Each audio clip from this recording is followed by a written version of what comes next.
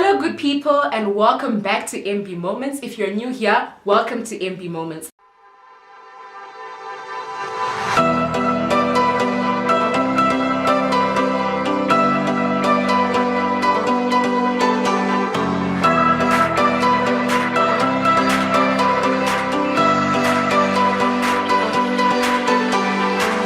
Platform where I get to address all issues that relate to living a set-apart life in order to build and inspire you in your walk with God and also in like day-to-day activities, right? So please kindly subscribe.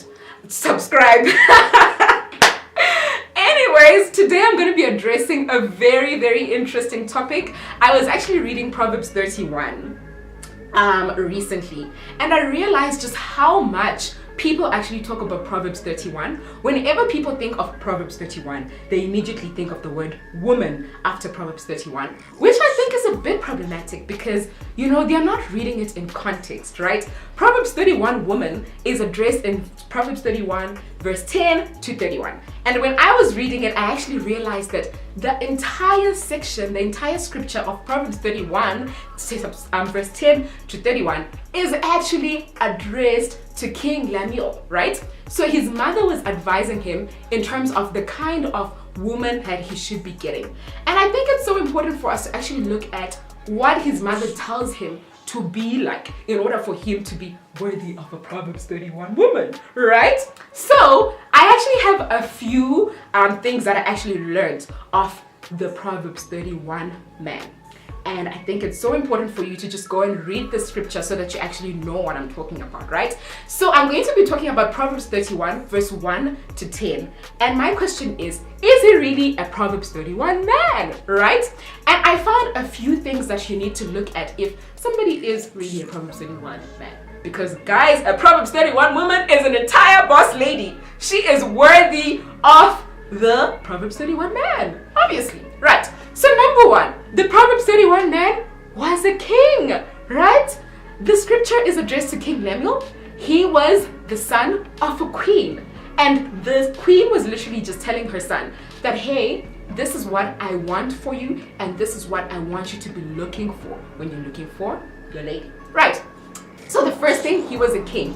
And when I researched what a king actually is that it's a male ruler or leader, right? And, you know, it might even be of royal birth, right? He might be of royal birth.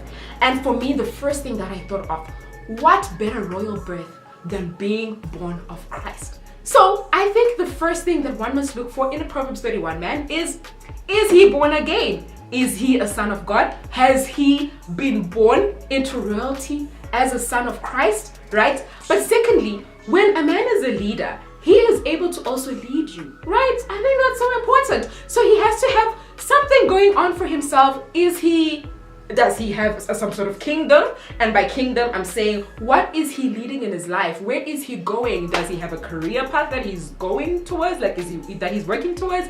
What is he actually doing in order to, live his best life actually? And is he submitted to Christ? Is he able to actually lead you and follow the example of Jesus Christ? I think that's so important. The second thing that I actually realized a Proverbs 31 man is that he is loyal and he is faithful, right? When you look at Proverbs 31 verse 3, it talks about do not waste your strength on women and, you know, on those who ruin kings. And that's what the queen is telling her son. And I think what I learned from that is she says, do not waste your strength on women, right? That's plural, which means what she was telling her son is, it's okay for you to look for a Proverbs 31 woman, a single woman, just one, not many, right? So they need to be loyal and faithful, right, in their relationships. They need to be men who are going to not commit adultery, for example. They shouldn't be wasting their strength on things that actually don't build them. And, you know, women can actually kind of, you know, distract a king from whatever it is that they're working towards. And if she is a Proverbs 31 woman, she's going to be able to build you in what you're working towards, in your purpose, and, you know, in all the things that you want to actually achieve. The third thing that I actually realized a Proverbs 31 man is that he is sober-minded. Now, this might actually be a bit of an, anyway, it might be a bit of issue for some people, because when we talk about being sober-minded, right, it actually directly says that, you should, kings can't be like drinking, and you know that in the Bible, drunkenness is actually sinful, right? So the Bible forbids leaders, including leaders of the church, for example, to actually be drunk. There's no way in the Bible where it says drinking is sinful, but drunkenness is sinful. So what the queen is telling her son, a Proverbs 31 man, is you need to be sober-minded.